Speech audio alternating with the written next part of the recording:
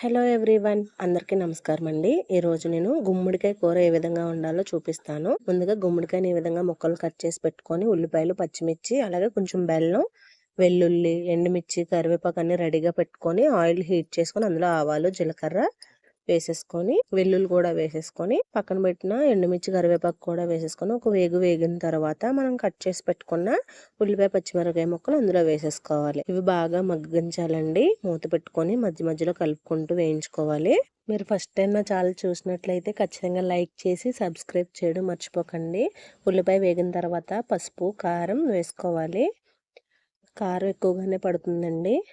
బాగా కలిపేసుకున్న తర్వాత ముక్కలు కోసి పెట్టుకున్న గుమ్మడికాయల్ని ఇందులో వేసేసుకోవాలండి. మొత్తం అన్నీ వేసేసుకొని ఒకసారి కలిపేసుకొని కాసిన నీళ్ళు వేసుకుంటే సరిపోతుంది. ఎందుకంటే గుమ్మడికాయ ఆల్రెడీ నీరుతో ఉంటుంది కదా, కాబట్టి తక్కువ నీళ్ళు వేసుకొని మూత పెట్టి మధ్య మధ్యలో కలుపుకుంటూ ఉడికించుకుంటూ ఉంటే మొక్క మెత్తబడుతుందండి. దానిలో ఉన్న నీరంతా బయటకు వస్తుంది. ఎక్కువ నీళ్ళు అవసరం లేదు. ఈలోపు కాస్త చింతపండు నానబెట్టేసుకొని పక్కన పెట్టుకోండి. గుమ్మడికాయ ముక్కల్ని మధ్య మధ్యలో కలుపుకుంటూ ఉండాలండి. చూస్తున్నారా నీరు ఎలా వదులుతుందో?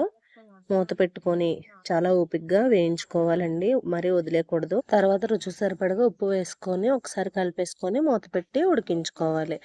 బాగా దగ్గరకు అయ్యి అందులో ఉన్న నీరు ఎగిరిపోయిన తర్వాత మనం పక్కన పెట్టుకున్న చింతపండు ఉంది కదండి, దాన్ని బాగా గుజ్జు తీసుకొని ఆ చింతపండు పులుపుని అందులో వేసేసుకోవాలి. చింతపండు పులుపు వేసిన తర్వాత ఒక 5 నిమిషాల పాటు ఉడికించుకోవాలి. కాస్త చిక్కపడిన తర్వాత మనం ముందుగానే కూర పెట్టుకున్న బెల్లంని ఒక గుప్పుడు ఉంటుందండి, అందులో వేసేసుకున్నాము. గుమ్మడికాయ కూరకి బెల్లం వేస్తే దాని రుచి బాగుంటుంది. చాలామంది బెల్లం వేయకపోతే తినలేరు. బెల్లం వేస్తేనే గుమ్మడికాయకి రుచి అండి. కూర దగ్గరికి అయిపోయిన తర్వాత కాస్త కొత్తిమీర వేసుకొని మొత్తం అంతా కలిపేసుకొని ఒక 5 నిమిషాల పాటు ఉంచుకుంటే కొత్తిమీర మెత్తబడిపోయి దానిలో కలిసిపోతుంది కదండి. అంతే, కూర రెడీ అయిపోయినట్టండి. వేడివేడి అన్నంలోకి చాలా రుచిగా ఉంటుంది.